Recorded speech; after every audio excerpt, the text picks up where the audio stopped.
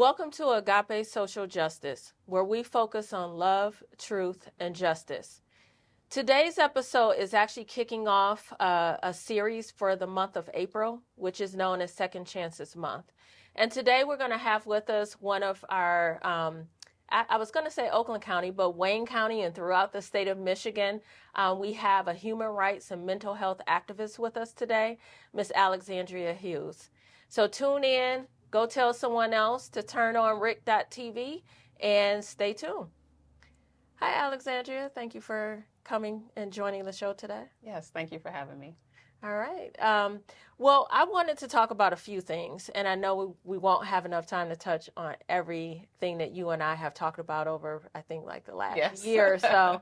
But I do want to talk a little bit about your background, how you got involved in activism, because I've actually not met someone who's a behavioral therapist who is as active as you are in the in the social justice movement. So I'd like to figure out how you got there. And then let's then talk about some of the initiatives that you're leading. Yes, absolutely. I feel like my experience in high school, going to suburban schools, is what shaped my my want to be this deeply involved in the work.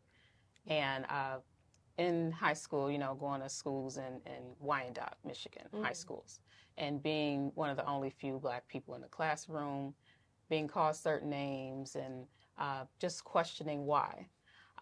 And those whys turned into curiosity and wanting to know, why does this happen to me? I didn't do anything.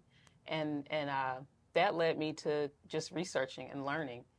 And the school I was in didn't give enough research, enough education for me to understand why I was experiencing what I was experiencing. Okay. And that's when in college I started getting involved. And I felt like I found my passion from there. And in addition to that, seeing my siblings, having 4 younger siblings, seeing what they go through, being followed home by the police multiple times in another city, from work, just doing regular things at parks. It was a constant. And that motivated me to make changes even more because I saw the trauma that they were experiencing from that. Okay. And I started to see the links between mental health, discrimination, and racism. Okay. So when you were in college, is that when you decided to major in, to take a focus in mental health, or was it after you got out of school? It was, I would say, it was early for me. It was like the end of high school. I at first was going to go and be a surgeon. That was what I was passionate about. And then I found out how mental health is a newer industry and there's so many things about the brain we don't know. I found out how the DSM, which is I believe the Diagnostic Systematic Manual of Mental Health, what they use to diagnose people, the first one was published in 1952, meaning it's a newer industry. We didn't, as Black individuals, did not get civil rights till 1964. Immigration rights followed. So for me, it was a way to get justice. It still is a way to get justice. It's a way for us to learn how to heal each other. And seeing this new industry, and it was opportunity for me. And that's what drove me to it. Well, I'm glad you're in the industry because, as you know, right now we have a shortage of mental health professionals. And I do hope that your story will encourage other young people to go into the field because we desperately need it in every industry at this point. We need professionals there. So talk to me a little bit about how you see mental health interconnected with the criminal justice system, because you do a lot of work in that arena too. So what does that look like on a day-to-day basis for you and your work? Yes. So for me, on a day-to-day basis, being an activist in the metro area, part of it is research, understanding the demographics in each area, understanding who is majority and who is most impacted by the legal system.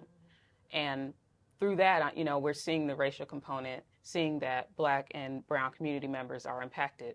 But the other side of that, we're seeing 1 in 4 disabled people are killed by police annually. And when you take a step back and look at the history of mental health, the timeline is parallel to our history of racism in this country. When the census was published in 1790, for example, that's when these labels started getting put on people to count different groups. There were physicians who informed the census and the categories. So you had physicians coming up with things like drapetomania. For example, anyone who ran away from being enslaved who were Black had a mental disability, and that was drapetomania. We also see in the census people labeled as feeble-minded in the 1800s, as insane or as idiots. And they were counting these individuals. Also seeing that those who were free and who weren't enslaved, and those individuals were labeled as people who could not do for self. And that was used as a way to justify why they should be enslaved. So all of that was happening at the same time. And when I think about that context, and then I look at now, and I look at people like Porter Burks and Kiaza Miller, who were two Black individuals with schizophrenia who were killed by police officers in the city of Detroit. I've been working with community members to create non-carceral mobile mental health services. And what that means is services that do not mirror confinement or restraint, but mirrors healing, but also gives them autonomy in a way to grow and to be great, to get a job, to have a girlfriend, to give them hope versus confining them into spaces, because that's what we're currently doing. In Detroit, we see 60% of, not 60%, but 60 plus calls per day are in response to mental health issues.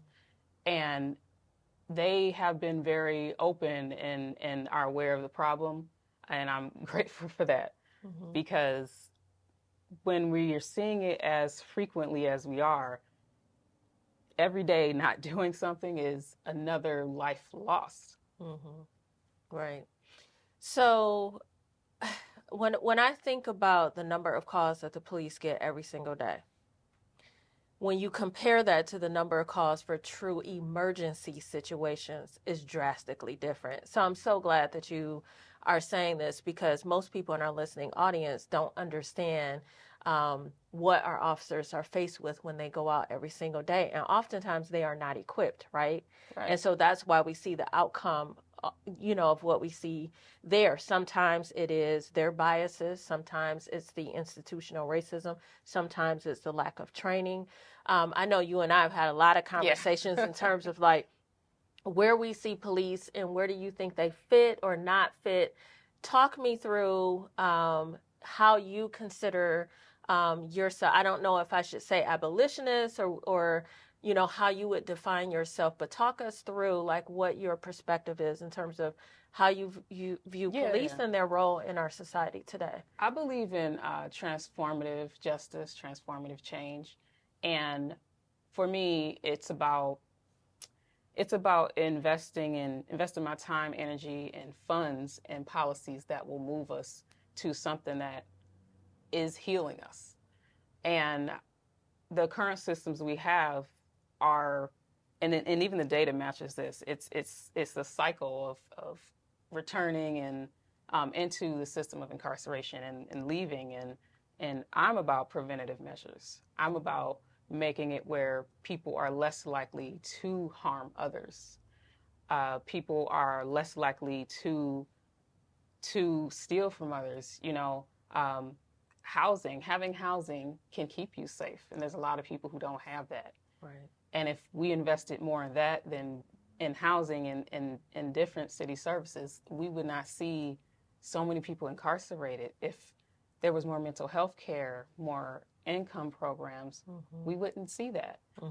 And I lean heavily on the fact that we are reforming so much of what we have, and what we have is actually the same thing under another name. And what I mean is, you think about the asylums in the 1800s, 1900s, mental health asylums. You think about that and how many of them in history, you'll see that they were chained inside those asylums. We see that they had straight jackets on.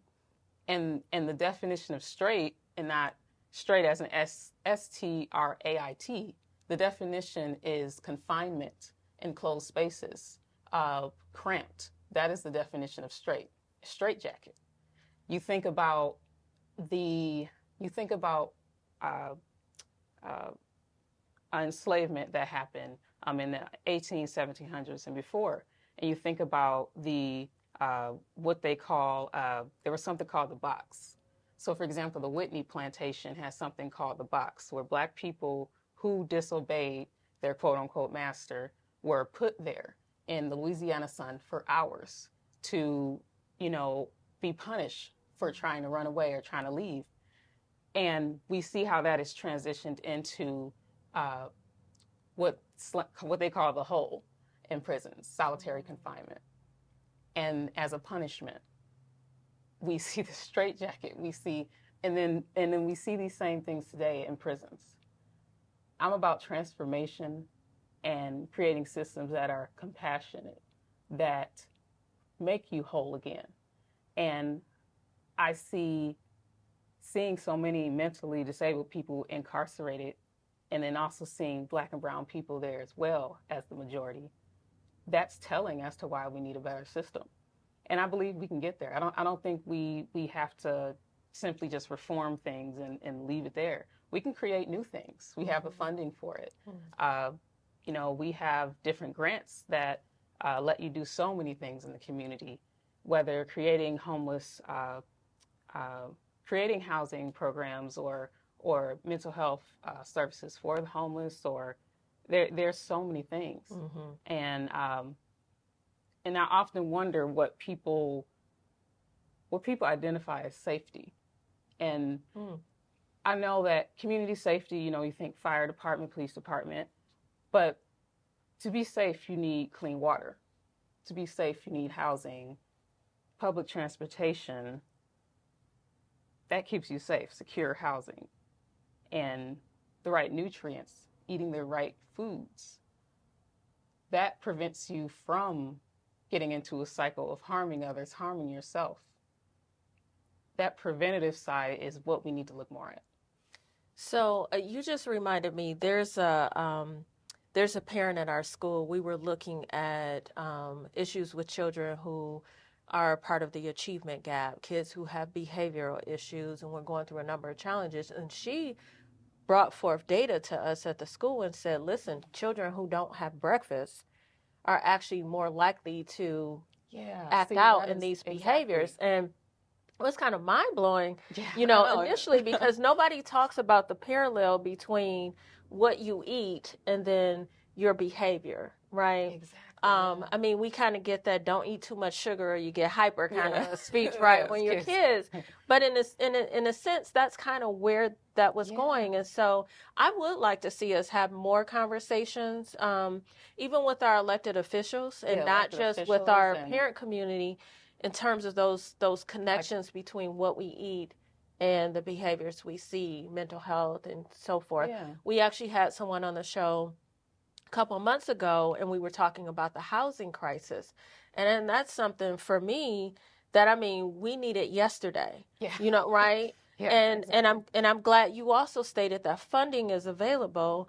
So how do you think we should be using the funding? It's going in a number of different ways, but how should we use the funding to get to the point where we have the idea of public safety that you envision for the community to address mental health, to address our housing crisis? How do we do that?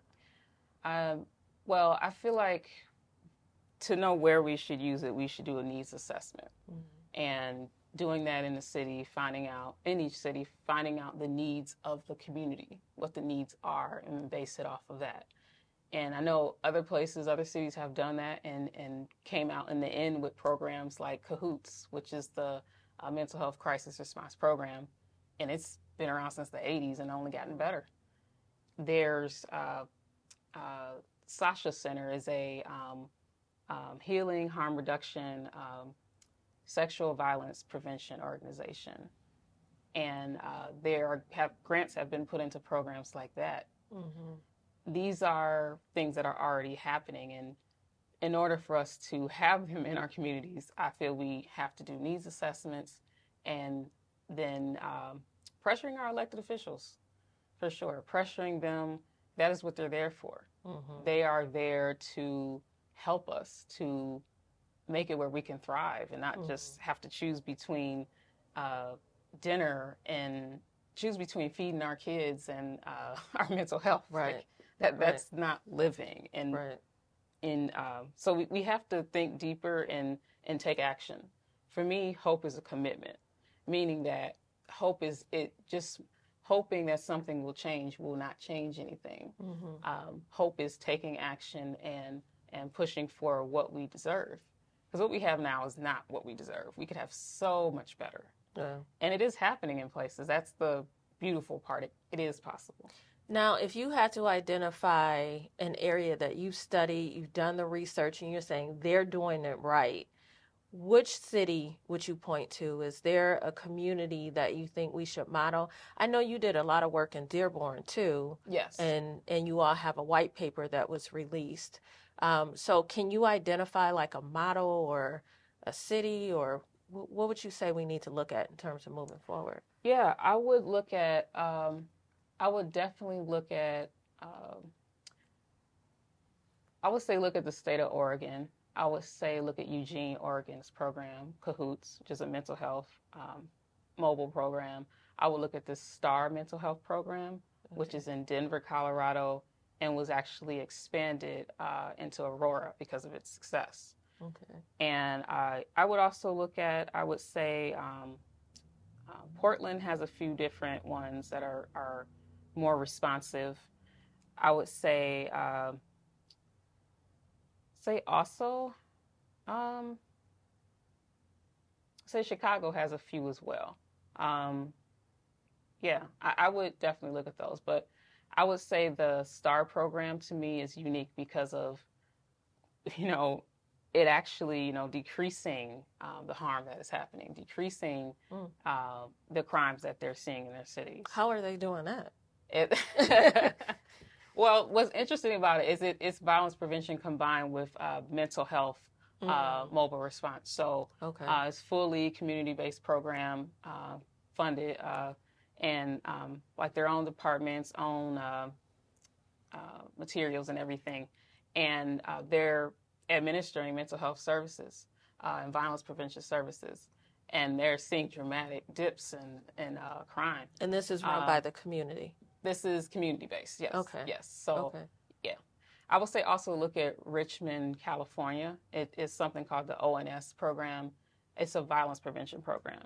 And they've had it for over, for the last decade. They've seen extreme decreases in homicides, like 80% in some different categories. And that is amazing. Okay. But yeah, I would look at those, and I would also be open to new things. I feel like we are so, it's easy to be comfortable with what we have because it's easy, right? Mm-hmm.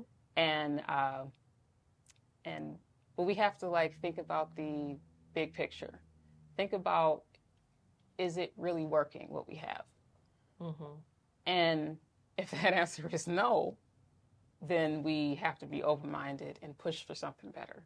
I feel like we have a multitude of groups of people who have come together and they've been looking at this issue and trying to find solutions. And I feel like we just keep spinning our wheels, Mm-hmm. And that's why I asked, can you give examples of places where people can actually model? So I don't think we need to reinvent the wheel if we don't need to. If there are places and they're doing it right, let's figure out how to make it work here. I'll say that's the beauty to what 2020 has resulted in. A lot of innovative and different ideas and taking a chance on something new. Mm-hmm. I feel like 2020 did create a path for that.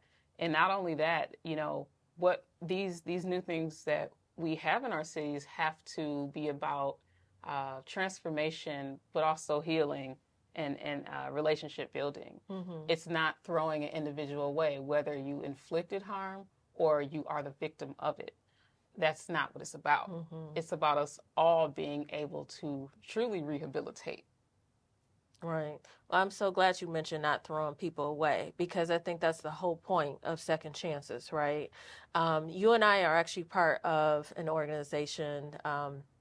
Oakland County Prosecutor has a Racial Justice Advisory Council. We've talked a lot about second chances, where, we've had an expungement fair. And I know that's something you were involved in even prior to being a part of the council. What are some other things that people can look for, ways to volunteer and get involved in terms of helping with this initiative for second chances? I would say definitely check out MichiganLiberation.org. Find out how you can get involved in the next expungement fairs. Okay.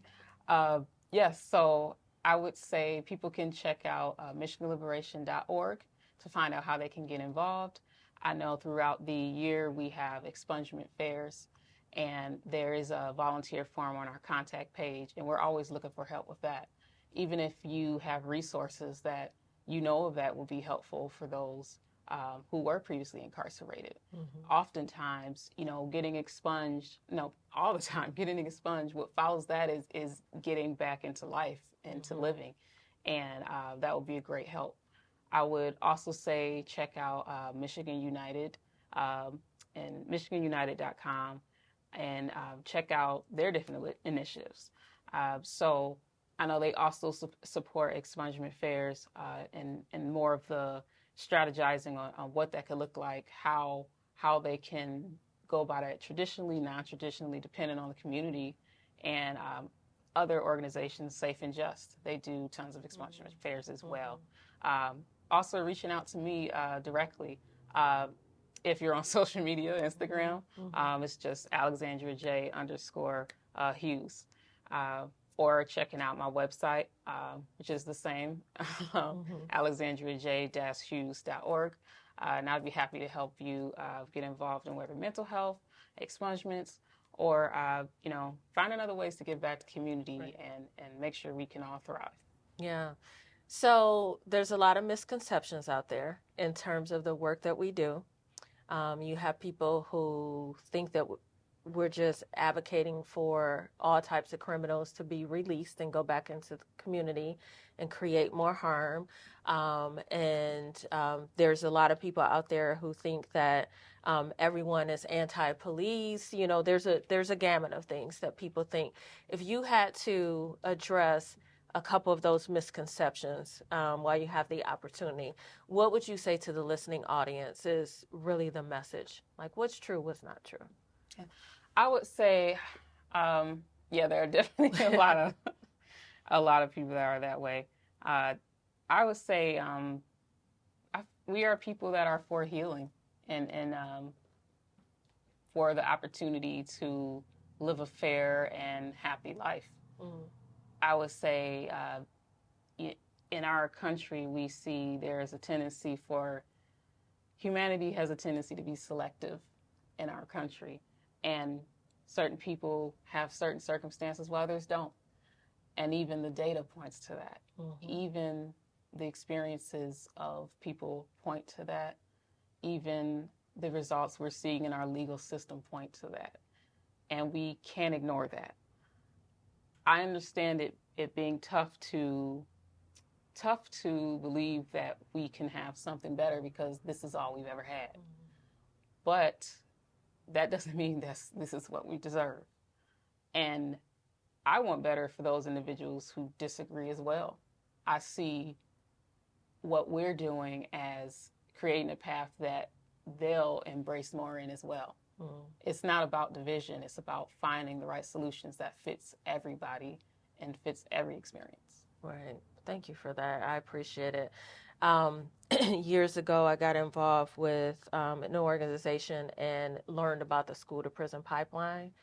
And that's when I realized how many misconceptions there were out there in terms of what's happening in our schools, what's happening in the community, what people think we believe if we go and we protest.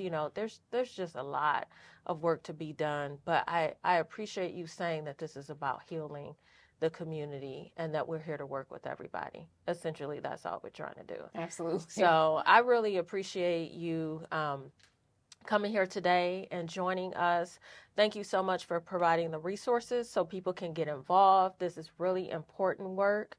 And I just want to tell the listening audience, please take Alexandria up on the offer, not only to reach out to her. She has a plethora of resources, I guarantee you, whether it is a research study, whether there's an organization she can point you to, or maybe even just guide you in the right direction in terms of what's a good fit for you. We also want you to take the initiative to look at the news. Read the newspaper. And I know that's probably the opposite of what most people are telling you to do today, because they say it's negative and it's too stressful. But you know what? If we don't take the opportunity to see what's actually happening in our communities and the communities around us, we don't get an awareness, we don't educate ourselves, and sometimes we don't even build that empathy muscle that we need so that we'll have a desire to move forward and to work with people. So I just encourage you to do that. Always feel free to reach out, stay connected, and we will make sure that you have the resources that you need. Before we end, I want to take a moment and give a special thanks to the Oakland African American Family Network, to our nonprofit, Police to Protectors, to Tia Marie Sanders Foundation for their generosity, and we look forward to seeing you next time. I want to thank everybody for watching Agape Social Justice Talk Show. I really appreciate all the love and support that you've given. Thank you for reaching out, giving words of encouragement. Thank you to those of you who have gone on our website, agapesocialjustice.com, and signed up to become a sponsor. Whether you have a business or not, you can always join in and support us. We thank you for spreading the word, sharing our episodes, and really making sure that people are learning and growing through this process. You can reach us again at agapesocialjustice.com. Thank you to our sponsors, the individuals who are listed on our website. Thank you to Tia Marie Sanders Foundation, Oakland County African American Family Network, Police to Protectors, and all of the organizations who stepped in to make sure that we can provide the programming that we have today. We love you, and blessings to you.